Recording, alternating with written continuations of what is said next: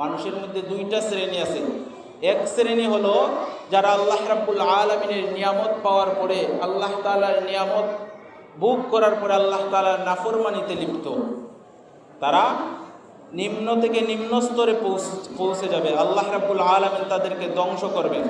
আর আরেক শ্রেণীর মানুষ হলো আল্লাহ রাব্বুল আলামিনের নিয়ামত পাওয়ার পরে আল্লাহ তাআলার কৃতজ্ঞতা আদায় করতেছে, আল্লাহ রাব্বুল আলামিনের হুকুম মতো চলতেছে, আল্লাহ রাব্বুল আলামিন হাশরের মাঠে তাদেরকে পুরস্কৃত করবেন।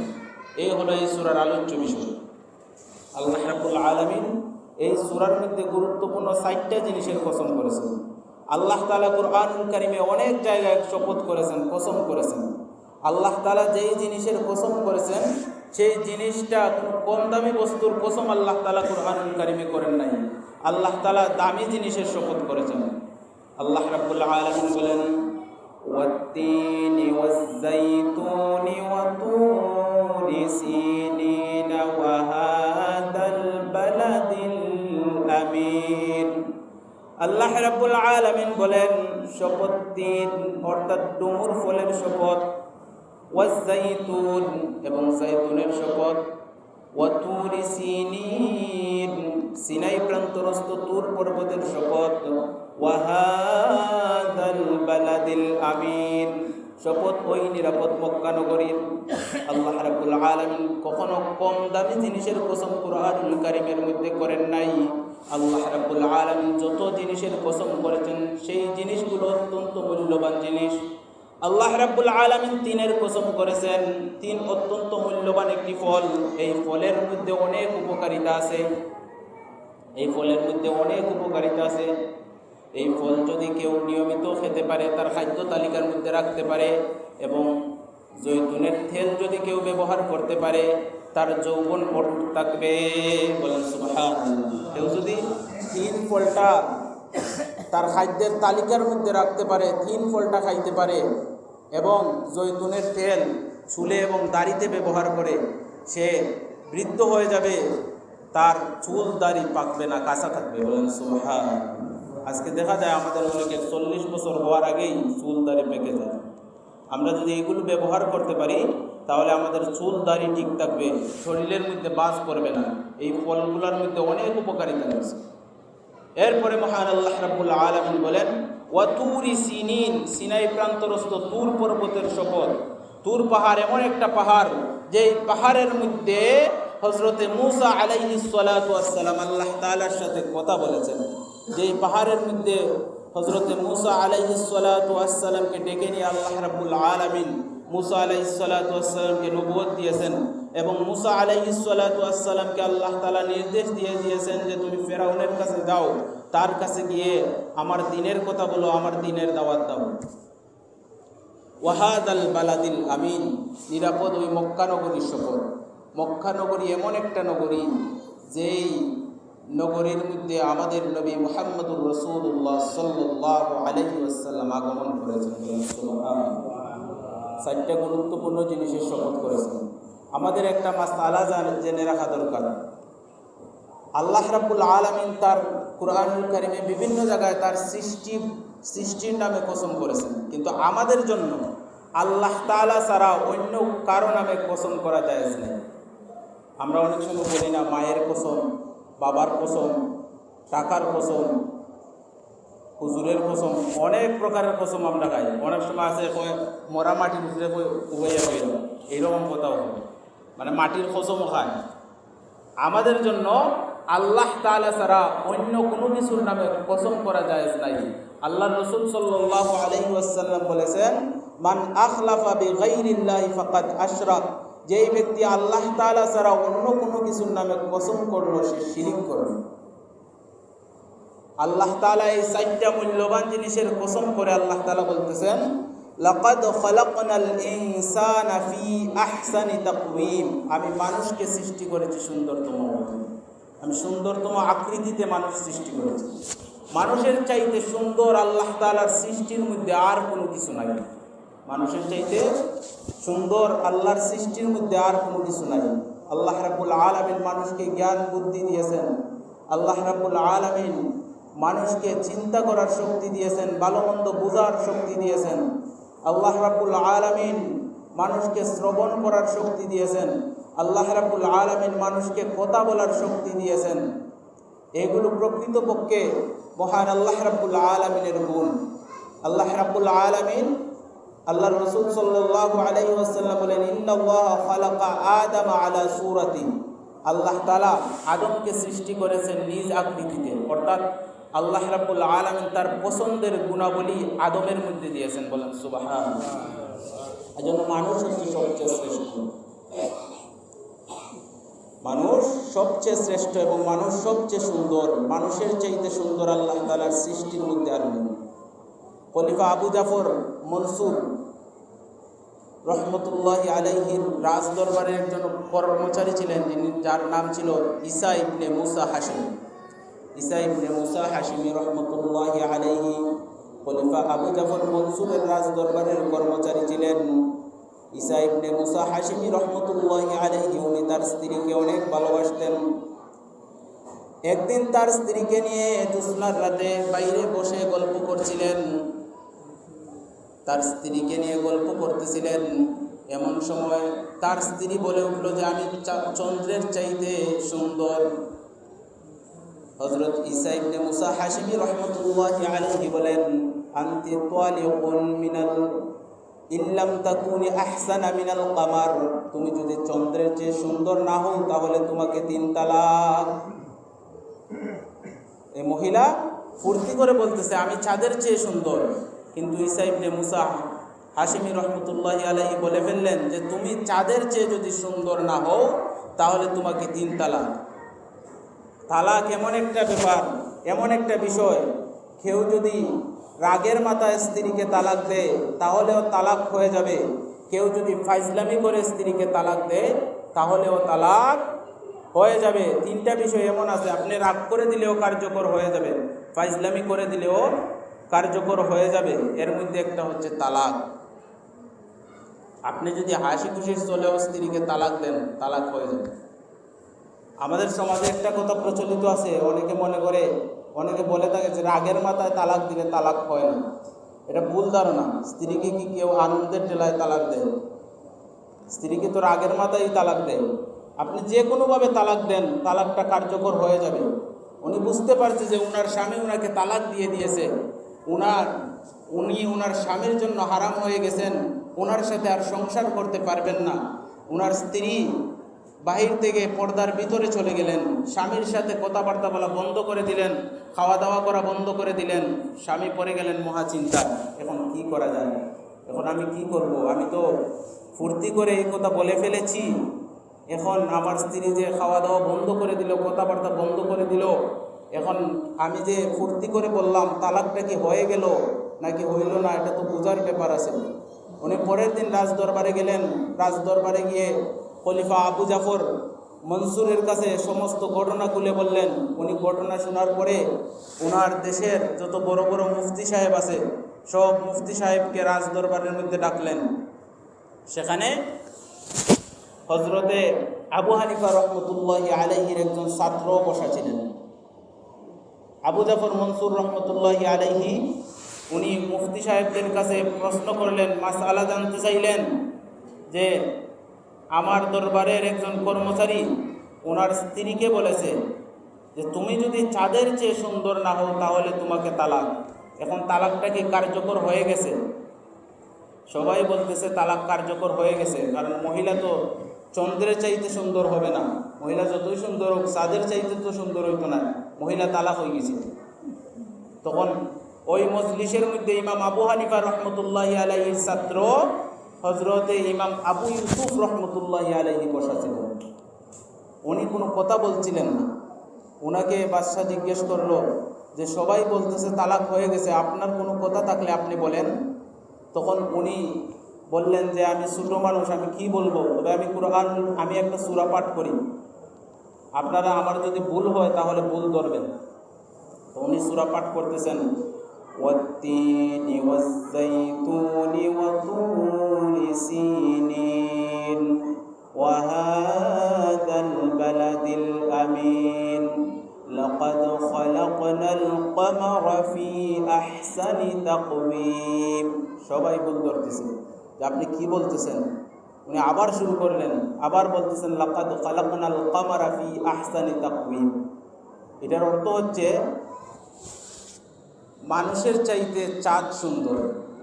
অথচ আল্লাহ রাব্বুল আলামিন এই আয়াতের মধ্যে বলতেছেন মানুষ সব কিছুর চাইতে সুন্দর। ইমাম আবু ইউসুফ রহমতুল্লাহি আলাইহি ইচ্ছা করে বারবার ভুল করতেছেন। তখন সবাই জানতে চাইল যে আপনি বারবার ভুল করতেছেন কারণ কি। তিনি বলতেছেন আপনাদের মতো বড় বড় মুফতি সাহেবদের ফতোয়া ঠিক রাখতে হলে কোরআনের আয়াতে ভুল করে পড়তে হবে। কারণ আল্লাহ তাআলা বলতেছেন লাকাদ খালাকনাল ইনসানা ফি আহসানি তাকওয়িম। আল্লাহ তাআলা মানব জাতিকে সৃষ্টি করেছেন সবচেয়ে সুন্দরতম আকৃতিতে। আর আপনারা বলতেছেন মানুষ চাঁদের চাইতে সুন্দর হবে না। আপনারা বলতেছেন তালাক হয়ে গেছে। তাহলে আপনাদের ফতোয়া ঠিক রাখতে হলে তো কোরআনের আয়াত বিকৃত করা লাগে। তখন সবাই তাদের ভুল বুঝতে পারল। ইমাম আবু ইউসুফ রহমতুল্লাহি আলাইহি ফতোয়া দিলেন যে তালাক হয় নাই, যেহেতু আল্লাহ রাব্বুল আলামিন মানব জাতিকে সব কিছুর চাইতে সুন্দর করে সৃষ্টি করেছেন, অতএব এই মহিলা চাঁদের চাইতেও সুন্দর। আপনি যে তালাক দিয়েছেন সেই তালাক তার উপর পতিত হয় নাই। সবাই তাদের ভুল বুঝতে পারল। ইমাম আবু ইউসুফ রহমতুল্লাহি আলাইহির রায় সবাই মেনে নিল। সুতরাং বোঝা গেল আল্লাহ রাব্বুল আলামিন যত কিছু সৃষ্টি করেছেন সব কিছুর চাইতে মানব জাতি হচ্ছে সুন্দর, মানব জাতি হচ্ছে শ্রেষ্ঠ। এর পরের আয়াতের মধ্যে আল্লাহ রাব্বুল আলামিন বলেন সুম্মা রাদাদনাহু আসফালা সাফিলিন। আল্লাহ রাব্বুল আলামিন বলেন তারপর আমি তাদেরকে পৌঁছে দিয়েছি নিম্ন থেকে নিম্ন স্তরে। আল্লাহ রাব্বুল আলামিন মানব জাতিকে সুন্দর করে সৃষ্টি করেছেন। মানব জাতি মানুষ যৌবনের প্রারম্ভে, যৌবনের সূচনাতে মানুষ যতটুকু সুন্দর থাকে, বৃদ্ধ হয়ে গেলে তার সেই সৌন্দর্য থাকে না, আস্তে আস্তে সৌন্দর্য কমে যেতে থাকে। মানুষ যখন বৃদ্ধ হয়ে যায় তখন তার সৌন্দর্য আস্তে আস্তে কমতে থাকে, তার কানের পাওয়ার কমতে থাকে, চোখের পাওয়ার কমতে থাকে, শরীর দুর্বল হতে থাকে। আস্তে আস্তে তার মধ্যে শরীরের মধ্যে বিভিন্ন পরিবর্তন চলে আসে। আল্লাহ রাব্বুল আলামিন বলতেছেন আমি তাকে নিম্ন থেকে নিম্ন স্তরে পৌঁছে দেই। এত নিম্ন স্তরে পৌঁছে দেই যে এই নিম্ন স্তরে অন্য কোনো প্রাণী পৌঁছে না। অন্য কোনো প্রাণী এত নিচে পৌঁছে না। গরু ছাগল মহিষ এত দুর্বল হয় না। গরু ছাগল মহিষ তারা যদি বয়স্ক হয়, যতদিন পর্যন্ত তারা পৃথিবীর মধ্যে থাকে নিজে নিজে চলাফেরা করে খাইতে পারে না। গরু ছাগলের এই আশা আছে যে তারা ছেলে মেয়ে লালন পালন করবে, এই ভরসা আছে? এই ভরসা নাই। যতদিন দুনিয়ার মধ্যে থাকে নিজে নিজে কাজকর্ম নিজে নিজে চল্লা ফিরা খাইতে পারে, চৌকের পাওয়ারও কমে না, শরীরের শক্তিও কমে না, নিজে নিজে নিজে নিজে নিজে চলাফেরা করে খাইতে পারে। কিন্তু মানুষ তুমি এত দুর্বল হবে, তুমি এত নিম্ন স্তরে পৌঁছবে, তুমি যখন বৃদ্ধ হয়ে যাবে তুমি লাঠি ছাড়া চলতে পারবে না। তুমি তোমার ছেলে মেয়ের উপর নির্ভরশীল হয়ে থাকতে হবে, ঘরের বোঝা হয়ে থাকতে হবে।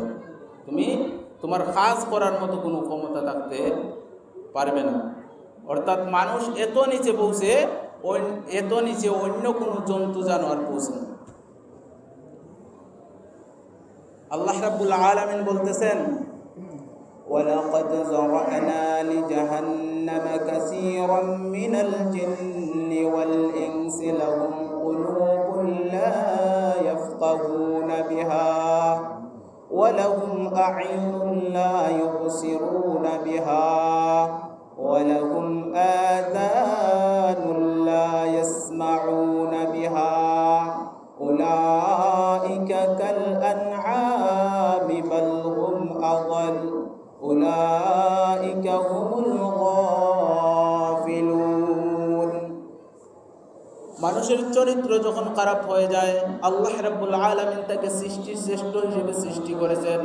আল্লাহ রাব্বুল আলামিন তাকে এত নিয়ামত দিয়েছেন, এত নিয়ামত পাওয়ার পরে সে যখন আল্লাহ রাব্বুল আলামিনের নাফরমানিতে লিপ্ত হয়, অকৃতজ্ঞ হয়ে যায়, আল্লাহ রাব্বুল আলামিন ওই মানুষ সম্পর্কে আল্লাহ তাআলা বলতেছেন ওয়ালাকাদ যারা'না লিজাহান্নামা কাসীরাম মিনাল জিন্নি ওয়াল ইনস। অধিকাংশ মানুষ এবং জিন জাহান্নামের অধিবাসী হবে।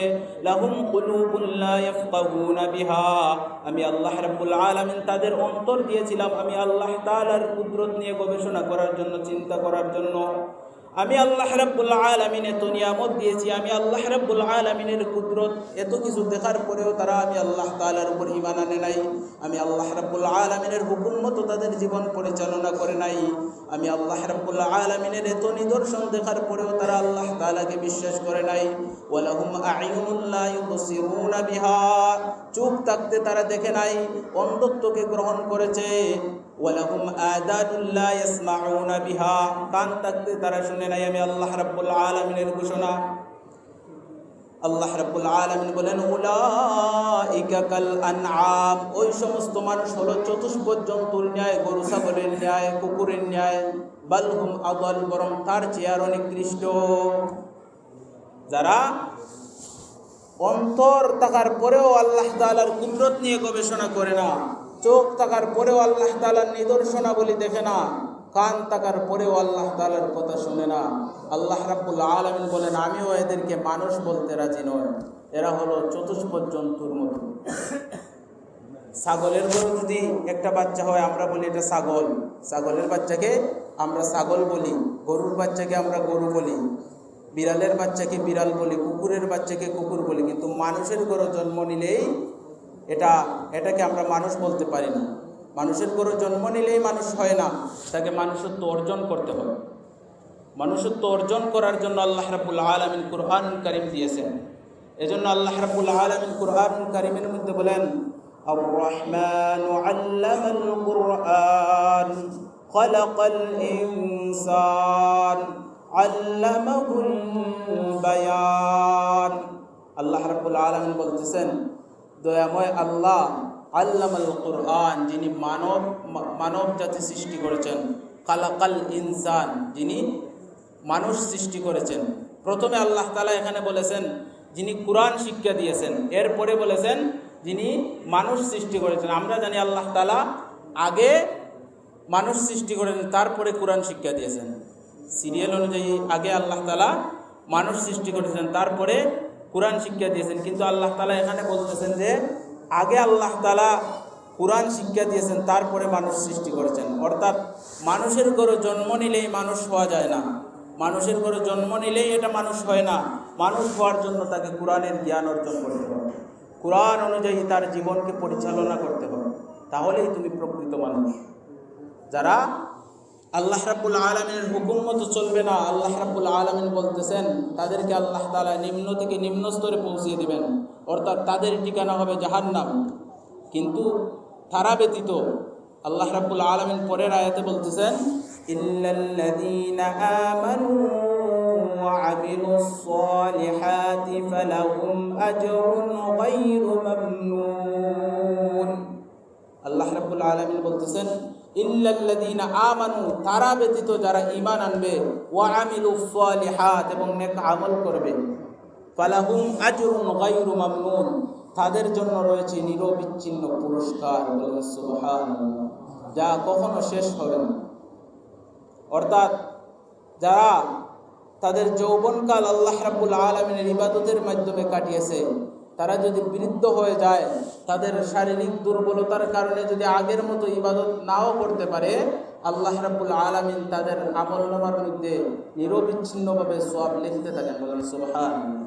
একজন মানুষ যখন সরকারি চাকরি করে 25 বছর 30 বছর পর্যন্ত সে সরকারি চাকরি করে, বৃদ্ধ হওয়ার পরে সরকারের পক্ষ থেকে তাকে পেনশন দেওয়া হয়। পেনশন পাওয়ার পরেও মাসে মাসে সরকারিভাবে তাকে ভাতা দেওয়া হয়। ভাতা দেওয়া হয় কিনা? সরকারি ভাতা দেওয়া হয়। ঠিক তেমনিভাবে একজন মানুষ তার যৌবনকাল আল্লাহ রাব্বুল আলামিনের ইবাদতের মাধ্যমে কাটিয়েছে, কিন্তু বৃদ্ধ হওয়ার পরে আগের মতো ইবাদত করতে পারে না। এখন আর তাহাজ্জুদের সময় উঠতে পারে না, শরীরে কুলায় না। অনেক দূর দূরান্তে ওয়াজের মাহফিলে যাইতে মনে চায়, কিন্তু শরীরে কুলায় না, শরীর দুর্বল হয়ে গেছে, এজন্য যেতে পারে না। অনেক ভালো কাজ করতে মনে চায়, কিন্তু সে করতে পারে না শরীরের দুর্বলতার কারণে। আল্লাহ রাব্বুল আলামিন ফেরেশতাদেরকে বলেন, হে ফেরেশতারা, আমার বান্দা যৌবনকালে আমি আল্লাহ রাব্বুল আলামিনের ইবাদত যেইভাবে করেছে, বৃদ্ধ হওয়ার কারণে যে আমার বান্দা করতে পারতেছে না, তোমরা তার আমলনামার মধ্যে সওয়াব লেখা বন্ধ করবে না, তার আমলনামার মধ্যে তোমরা সওয়াব লিখতে থাকো। হাদিস শরীফের মধ্যে আছে, একজন মানুষ সুস্থ অবস্থায় আল্লাহ তাআলার ইবাদত যেভাবে করে, সে যদি অসুস্থ হওয়ার কারণে তার ইবাদতের মধ্যে কিছু ঘাটতি থাকে, কিছু কমতি থাকে, আল্লাহ রাব্বুল আলামিন সওয়াব লিখতে কমতি করেন না। আল্লাহ তাআলা ফেরেশতাকে বলেন, আমার বান্দা সুস্থ অবস্থায় যেইভাবে আমার ইবাদত করেছে, অসুস্থ হওয়ার কারণে করতে পারতেছে না, আমি তো বান্দাকে অসুস্থ করেছি, তোমরা সওয়াব লেখা বন্ধ করবে না, আমার বান্দার আমলনামার মধ্যে সওয়াব লিখতে থাকবে। সুবহানাল্লাহ। তো ইমানদারদের পরিণতি হবে ভালো, ইমানদারদের পরিণাম হবে ভালো। আল্লাহ রাব্বুল আলামিন বলতেছেন, যারা কাফির মুশরিক, যারা ঈমান আনে নাই, তাদেরকে আমি আল্লাহ রাব্বুল আলামিন জাহান্নামে দিব, কিন্তু যারা ঈমান এনেছে এবং নেক আমল করেছে, আমি আল্লাহ রাব্বুল আলামিন তাদেরকে পুরস্কৃত করব। তাদের জন্য দুনিয়াতেও আমি আল্লাহ তাআলা ইজ্জতের জিন্দেগি দান করব, দুনিয়াতে তারা সম্মান নিয়ে বসবাস করবে, আখিরাতে আমি আল্লাহ রাব্বুল আলামিন তাদেরকে চিরস্থায়ী সুখের স্থান জান্নাত দিব। বলেন সুবহানাল্লাহ। আল্লাহ রাব্বুল আলামিন বলতেছেন, ইল্লাল্লাযীনা আমানু ওয়া আমিলুস সালিহাত, তারা ব্যতীত যারা ঈমান এনেছে এবং নেক আমল করেছে। সূরাতুল আসরের মধ্যে আল্লাহ রাব্বুল আলামিন বলেন, ওয়াল আসরি ইন্নাল ইনসানা লাফী খুসর ইল্লাল্লাযীনা আমানু ওয়া আমিলুস সালিহাতি ওয়া তাওয়াসাউ বিল হাক্কি ওয়া তাওয়াসাউ বিস সাবর। আল্লাহ রাব্বুল আলামিন বলেন, সময়ের কসম, সমস্ত মানব জাতি ক্ষতিগ্রস্ত, ক্ষতির মধ্যে নিমজ্জিত, শুধুমাত্র তারা ব্যতীত যাদের মধ্যে 60টা গুণ আছে। 1 নম্বর গুণ হলো ঈমান, 2 নম্বর গুণ হলো নেক আমল, 3 নম্বর গুণ হলো ওয়া তাওয়াসাউ বিল হক, তারা পরস্পরকে সত্যের উপদেশ দেয়, 4 নম্বর গুণ হলো ওয়া তাওয়াসাউ বিস সাবর, তারা বিপদে আপদে মুসিবতে সব সময় ধৈর্য ধারণ করে। এই 4টা গুণ যাদের মধ্যে আছে, তারা ব্যতীত তারা ধ্বংসের মধ্যে নিপতিত হবে না, তারা জাহান্নামে যাবে না। এরপরে মহান আল্লাহ রাব্বুল আলামিন বলেন, ফামা ইউকাযযিবুকা বা'দু বিদ্দীন, ফামা ইউকাযযিবুকা বা'দু বিদ্দীন, কোন জিনিস তোমাকে আখিরাত থেকে অবিশ্বাস করিয়েছে, কোন জিনিসের কারণে তুমি বিচার দিবসকে অস্বীকার করো, বিচার দিবসকে অবিশ্বাস করো। মানুষের মধ্যে যেহেতু 2টা শ্রেণী আছে, একদল আল্লাহ তাআলার ইবাদত বন্দেগী করতেছে, আল্লাহ রাব্বুল আলামিনকে বিশ্বাস করে, আখিরাতকে বিশ্বাস করে, নবী রাসূলদেরকে বিশ্বাস করে আল্লাহ রাব্বুল আলামিনের ইবাদত করতেছে।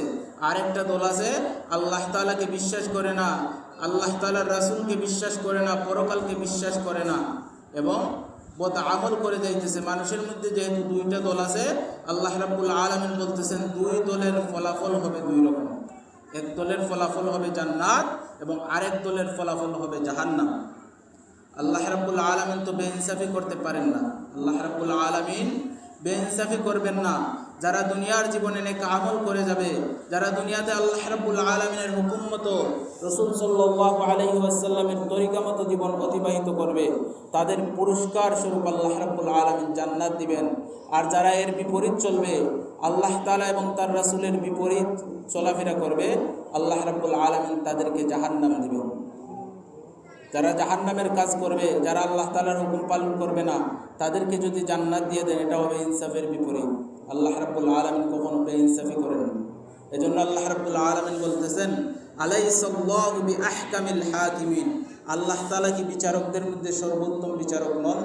অর্থাৎ আল্লাহ রাব্বুল আলামিন ইনসাফকারী বিচারক। এজন্য আমাদের জীবনটাকে, আমাদের শ্রেষ্ঠত্ব যদি ধরে রাখতে চাই, আমরা যদি আমাদের মর্যাদাকে ধরে রাখতে চাই, তাহলে আমরা আল্লাহ রাব্বুল আলামিনের হুকুম মতো জীবন পরিচালনা করতে হবে, রাসূল সাল্লাল্লাহু আলাইহি ওয়াসাল্লামের সুন্নত মোতাবেক জীবন পরিচালনা করতে হবে। আল্লাহ রাব্বুল আলামিন যেন আমাদের সবাইকে আল্লাহ তাআলার হুকুম মতো, রাসূলের তরিকা মতো চলার তৌফিক দান করেন। সবাই বলেন আমিন। ওয়া আখিরু দাওয়ানা আলহামদুলিল্লাহি রাব্বিল আলামিন।